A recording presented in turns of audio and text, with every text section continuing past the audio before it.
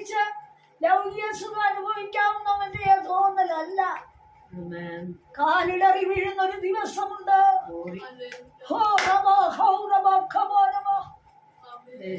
ക്ഷയമടിക്കട്ടെ. അതിന്റെ 19-ാം വാക്യം യേശുവിന്റെ നാമത്തിൽ. ആനയ പ്രവചനം പാട്ടിന്റെ 19-ാം വാക്യം യേശുവിന്റെ നാമത്തിൽ. ആമേൻ. ഹല്ലേലൂയ. രക്തത്താൽ ജയം. ഏറ്റവും പ്രിയ പുരുഷ, ഭയപ്പെടേണ്ട, നിനക്ക് സമാധാനം. ബലപ്പെട്ടിരിക്ക എന്ന് പറഞ്ഞു. അവൻ എന്നോട് സംസാരിച്ചപ്പോൾ ഞാൻ ബലപ്പെട്ടു. യജമാനെ സംസാരിക്കണമേ, നീ എന്നെ ബലപ്പെടുത്തിയിരിക്കുന്നുവല്ലോ എന്ന് പറഞ്ഞു. ആമേൻ. ഇപ്പൊ വീട് കിടന്ന ഭക്തൻ ദൈവത്തിന്റെ ശബ്ദത്തിന് മുമ്പിൽ തന്നെ തിരിച്ചറിഞ്ഞപ്പോ, തന്നെ ശ്രദ്ധിച്ചപ്പോൾ, താൻ ഭയപ്പെട്ട് ദൈവസന്നിധി വിധേയപ്പെട്ടപ്പോൾ, വിശ്വസിച്ചപ്പോൾ, ഇത് ഞാൻ ആരുടെ മുമ്പിലാണ് നിൽക്കുന്നതെന്നുള്ള ചിന്ത തന്നെ ഭരിച്ചപ്പോൾ,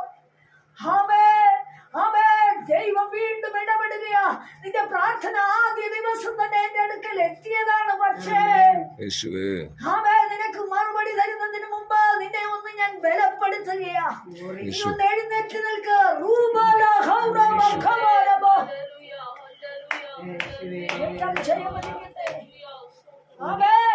നീ ഒന്ന് ബലപ്പെട്ടിരിക്ക.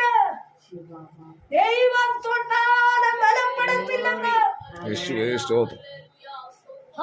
എത്ര വീഴ്ചയിൽ കിടന്ന് അധപ്പതിച്ചാലും, എത്ര അവഗണന അനുഭവിച്ചാലും, എത്ര ശോധന കേട്ടാലും, അതിൽ നീ മുങ്ങിപ്പൊങ്ങിയാലും, എന്റെ ദൈവം തൊടാതെ നിനക്ക് ബലം വരത്തില്ല.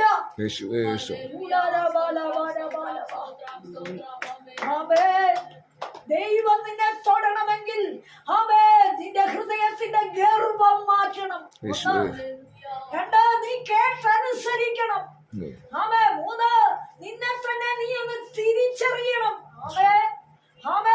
അവന്റെ വാക്കിന് നീ ശ്രദ്ധ വയ്ക്കണം. നിന്റെ വീഴ്ചയിൽ നിന്ന് നീ എഴുന്നേൽക്കണമെങ്കിൽ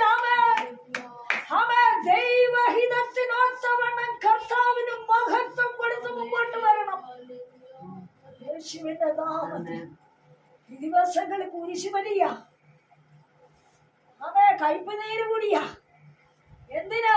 നിന്റെ സ്വഭാവത്തിനൊരു മാറ്റമില്ലാതെ നീ ഇതൊക്കെ ചെയ്തു കൂട്ടുന്നത്, നിന്റെ വാക്കിനൊരു വ്യത്യാസമില്ലാതെ നീ ഇതൊക്കെ ചെയ്തു കൂട്ടുന്നത് ആരെ കാണിക്കാൻ? നിന്റെ വാക്കിലൊരു വ്യത്യാസമില്ല, നിന്റെ സ്വഭാവത്തിലൊരു വ്യത്യാസമില്ല, നിന്റെ ചിന്തയിലൊരു വ്യത്യാസമില്ല. അസൂയയും പകയും കയ്പും കോപവും വിദ്വേഷവും ഏഷണികളും നിന്റെ ഉള്ളിൽ പുകഞ്ഞു പോകുന്നിടത്തോളം നീ ഇതൊക്കെ നിർത്തിയിട്ടടങ്ങിയിരിക്ക.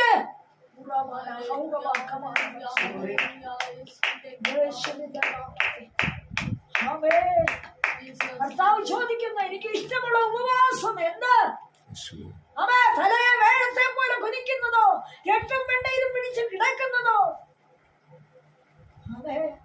നല്ല വിശപ്പുള്ളവനെ ചേർക്കുക, അലഞ്ഞു നടക്കുന്നവനെ ചേർക്കുക, അഗതിയോട് കരുണ കാണിക്കുക, പരദേശിയെ സ്നേഹിക്കുക, ഒറ്റപ്പെട്ടു പോയവനെ അനുകൂലിക്കുക, എതിരിടുന്നവനോട് സമാധാനം ആചരിക്കുക.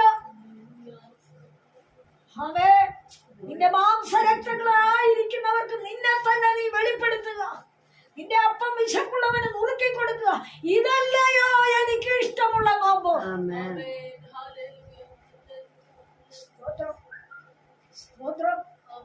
സ്തോത്രം. ഇത് മടങ്ങി വരവ്, തിരിച്ചറിവിന്, ഹൃദയത്തിന്റെ ഗർവത്തെ ഒന്ന് ഈ ദിവസങ്ങളിൽ കഷ്ടാനുവാഴ്ച ഈ ദിവസങ്ങൾ ആചരിക്കുകയല്ലേ. പള്ളിയിലേക്ക് പോകാത്തതൊക്കെ വർഷത്തിൽ 3 പ്രാവശ്യം പോകുന്നതിന് ചിലര് പ്രാവശ്യമുണ്ട്. ചിലരോടും പള്ളിയിലേക്ക്. എന്തിനാ ഓടുന്നത്? നിന്റെ സ്വഭാവ വൈകല്യങ്ങൾക്ക് മാറ്റമില്ല എങ്കിൽ നീ വീണ്ടും ദൈവത്തെ ക്രൂശിച്ചു കൊണ്ടിരിക്കുക. നിന്റെ സമസൃഷ്ടങ്ങളെ ദ്രോഹിച്ചുകൊണ്ട് നീ ഗർഭിച്ചോടുന്ന ഈ ഓട്ടങ്ങള് ദൈവം നിന്റെ മേൽ ശാപം അയക്കുന്ന വിഷയങ്ങളാ യേശുവിന്റെ നാമത്തിൽ. എന്നാൽ മനം തിരിഞ്ഞ് നീ നിന്നെ തന്നെ ഒന്ന് തിരിച്ചറിയുവാൻ, ദൈവത്തിന്റെ സന്നിധിയിൽ അവൻ ചോര ഊറ്റിയത്.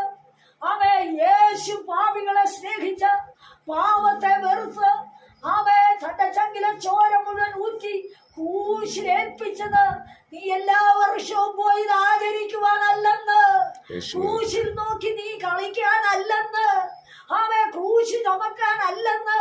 നിന്നെയോ നിന്നെ തന്നെ വന്ന് താഴ്ത്തുമോ? നിന്റെ ഗർവം ഒന്ന് മാറ്റുമോ? നിന്റെ അഹങ്കാരം ഒന്ന് താഴുമോ? യേശുവിന്റെ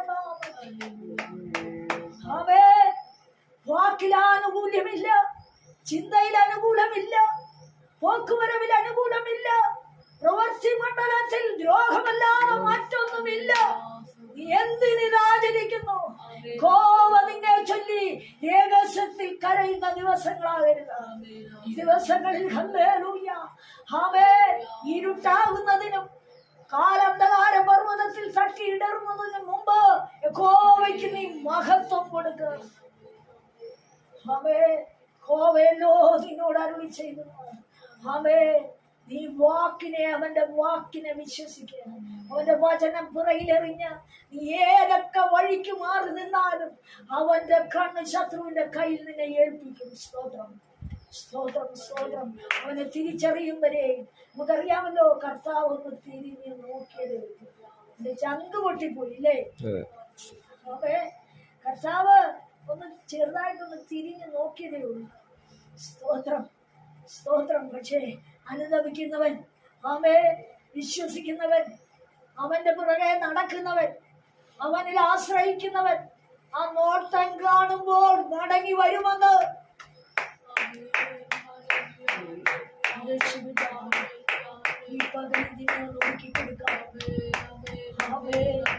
പ്രിയ പുരുഷനായ ദാനിയേലേ, നിന്റെ ജീവിതം സേവനത്തിൻ്റെതായിരുന്നു. പ്രിയ പുരുഷനായ ദാനിയേലേ, നിന്റെ ജീവിതം സഹിഷ്ണുതയുടേതായിരുന്നു. പ്രിയ പുരുഷനായ ദാനിയേലേ, നിനക്ക് ദർശനം വെളിപ്പെട്ടത് നീ ഭക്തനായതുകൊണ്ടാണ്. പ്രിയ പുരുഷനായ ദാനിയേലേ, കഷ്ടം സഹിക്കുവാൻ നീ തയ്യാറായിരുന്നവന്റെ നാമത്തിന് വേണ്ടി. പ്രിയ പുരുഷനായ ദാനിയേലേ, ദർശനം ചുമ്മാതെ നിന്നവനല്ല വെളിപ്പെട്ടത്. നിന്നെയോ ആമേൻ സഹിഷ്ണുതയോടെ ഏറ്റെടുക്കുവാൻ തയ്യാറായവനാണ്. ചിലര് പറയും പഴയ കൃപയൊക്കെ പോയി. ഒന്നുമില്ല. എന്താ പഴയ കൃപ പോകാൻ കാര്യം? സ്തോത്രം. പഴയ ആരാധനയും പ്രാർത്ഥനയും ഉപവാസവും വചനധ്യാനവും ഒന്നും ഇല്ലാതെ പോകാൻ കാര്യമെന്താ? ആമേൻ ആദ്യ തീരുമാനത്തിലേക്ക്, ആദ്യ സഹിഷ്ണുതയിലേക്ക്, ആമേൻ ആദ്യ മനസ്സൊരുക്കത്തിലേക്ക് നീ മടങ്ങി വരുവാൻ ദൈവം ഇന്ന് പകലിൽ നിന്നെ വിളിക്കുക. ഇത് കേൾക്കുന്നവരെ യേശുവിന്റെ നാമത്തിൽ ലോകം മുഴുവൻ പോയിക്കൊണ്ടിരിക്കുന്നേ കേൾക്കുന്നവരെ, ഈ കഷ്ടാനുവാഴ്ചയുടെ ദിവസങ്ങളില് അവൻ സ്വഭാവ ശുദ്ധീകരണം ഉണ്ടായി ദൈവത്തിങ്കിലേക്കൊന്ന് തിരിയട്ടെ. അതാണ് നോയമ്പ്. ഹല്ലേലൂയ. ഓ ദൈവം എന്തിനു വേണ്ടി ഇറങ്ങി വന്നു എന്നുള്ള ചിന്ത അവൻ സമസൃഷ്ടങ്ങളിൽ നീ വെളിപ്പെടുത്ത്. ഹല്ലേലൂയ. നശിച്ചു പോകുന്ന ജനത്തെ നശിപ്പിക്കുവാൻ കൂട്ടുനിൽക്കുന്നവനാണോ നീ? ആമേൻ ആമേൻ. എതിര് പറയുന്നവരോട് ചേർന്ന് എതിര് പറയുവാനാണോ നീ വിശ്വാസ ജീവിതം എടുത്തത്? ആമേൻ. യേശുവിന്റെ പിന്നാലെ കടന്നു വരുന്നത്, യേശുവിനെതിരെ ആക്രോശിക്കുന്ന ജനത്തെ ആമേൻ നീയും കൂടെ അനുകൂലപ്പെട്ട് ജയ് വിളിക്കാനാണോ നീ നോയമ്പായി കൂട്ടുന്നത്? സ്തോത്രം. അല്ല, അവന്റെ സഹിഷ്ണുത, അവന്റെ സിദ്ധത, അവന്റെ മാതൃക നിന്റെ ജീവിതത്തെ പിന്തുടരട്ടെ. അതിലേക്ക് നീ ഒന്ന് അടുത്തു വരാമോ? നിന്നെ നീ ഒന്ന് തിരിച്ചറിയാമോ? ഈ ദിവസങ്ങളിൽ ഇത് കേൾക്കുന്ന സർവ്വജനവുമേ, ലോകം മുഴുവൻ ഇത് കടന്നു പോകുമ്പോൾ പരിശുദ്ധാത്മാവ് ആലോചനയായി പറയുകയാണ്. വീണ്ടും വീണ്ടും അവനെ ക്രൂശിക്കുന്നവരായി നോയമ്പ് നോറ്റ് ഹല്ലേലൂയ ആമേൻ നിന്നെ മലിനമാക്കാതെ ദൈവത്തിന്റെ ശബ്ദത്തിന് നീ വില കൊടുത്ത, ദൈവത്തിന്റെ വാക്കിനു വേണ്ടി നിന്നെ ഏൽപ്പിച്ചു കൊടുത്ത ഒരു മടങ്ങി വരവിന് നീ തയ്യാറായാൽ നിന്റെ തലമുറ വിടുതൽ പ്രാപിക്കും, നിന്റെ കുടുംബം വിടുതൽ പ്രാപിക്കും, നിന്റെ പ്രശ്നങ്ങളിൽ നീ വിടുതൽ പ്രാപിക്കും. ആമേൻ. നീ ചോദിക്കാതെ ഞാൻ വരുന്നു എന്ന് കർത്താവ് നിന്നോട് പറയും.